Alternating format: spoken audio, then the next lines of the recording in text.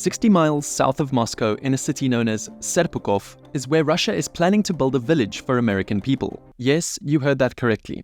As bizarre as it may sound, especially at a time when relations between Russia and the US are at their lowest point since the Cold War due to Putin's invasion of Ukraine, plans have been announced to construct a brand new village with the aim of attracting Americans and Canadians to live there. The village has a scheduled completion date for sometime in 2024, with infrastructure planning and design supposedly in place. And the people behind this project claim that tens of thousands of American families are already itching to move. Russia may sound like an unusual destination for an American expat to want to move to. In fact, a 2021 study by the Moscow Times even ranked Russia as one of the worst destinations for non-Russian natives to live in. And the country has experienced a major downturn in international tourism and business investment since the war in Ukraine, with sanctions hitting much of the nation's commercial interests. However, what the planners behind this new village really hope to do is not attract new immigrants from America through any kind of economic arguments, but instead promote it with a more politicalized agenda. By tapping into and exploiting the increasingly divided political ideologies in the West, the village planners ultimately aim to create what will be a new and safe location for Americans who hold traditional ideological opinions and religious beliefs.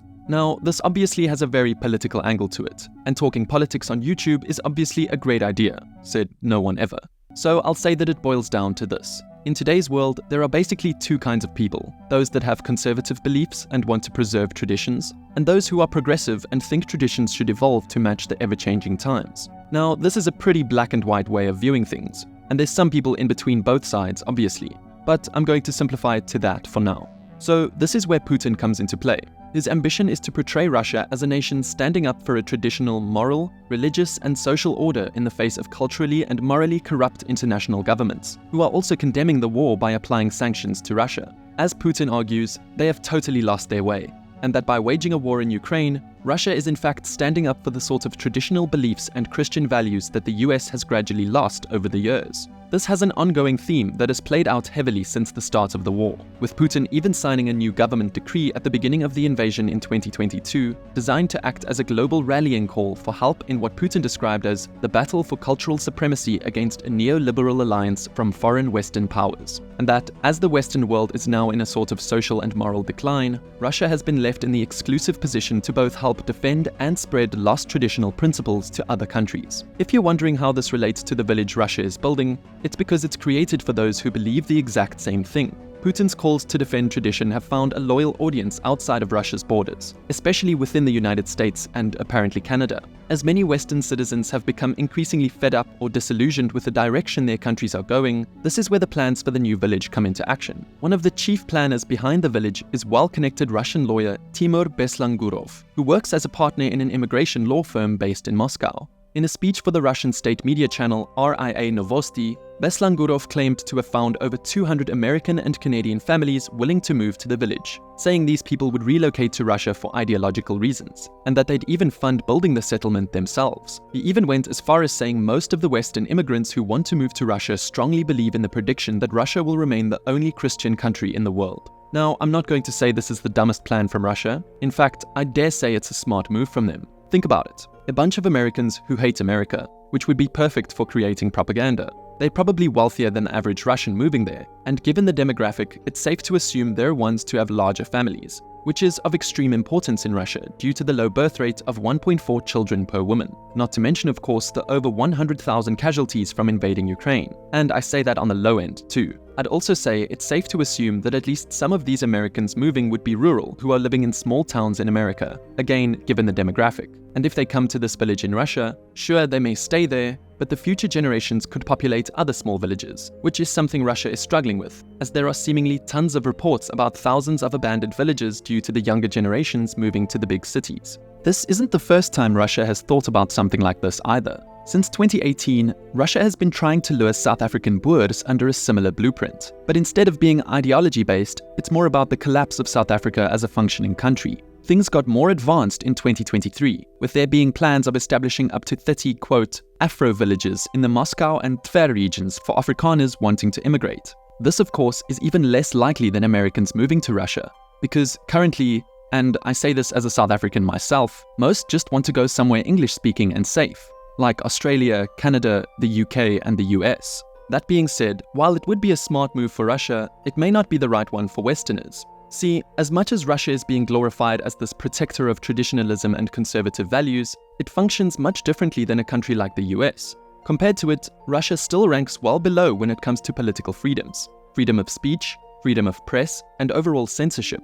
Not to mention, they're more restrictive of their gun rights, which is an arguable favorite across the pond. The freedom that these Americans pride themselves about having in the US simply won't exist to the same degree in Russia. The cultures are overall vastly different, even if the Russian media paints them as the same. And it's not a bad thing, but it's reality.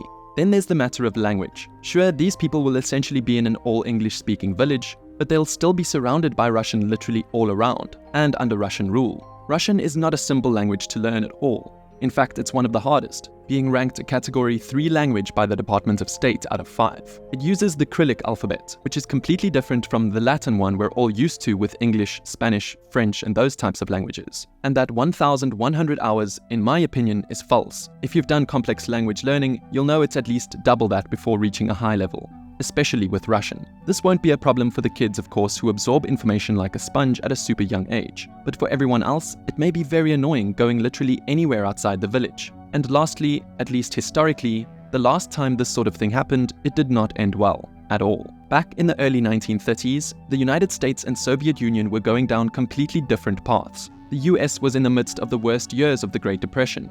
Meanwhile, the USSR wasn't even experiencing it. In fact, this time coincided with their rapid industrialization program in their first 5-year plan from 1929 to 1932. So, UMTOG, which was the Soviet trade agency in the US, put out many advertisements for skilled industrial workers, given there was a shortage of them in the USSR at the time. Interest in immigration was so great that in the first 8 months of 1931 alone, there were more than 100,000 applications for going to the USSR. But these weren't just people desperately looking for work. Don't get me wrong, a lot of them were. But there were also many communist and socialist sympathizers who wanted to leave out of ideological conviction, desiring to live in a true socialist world. But there were only 6,000 jobs to fill, and ultimately 10,000 people were hired. This would turn out to be a blessing for the 90,000 who didn't go, because just a few years later came the Great Purge, from 1936 to 1938. Many of these Americans faced strong suppression, as any foreigners or even Soviet ethnic groups suspected of foreign allegiances faced mass arrests, forced labor convictions, or execution.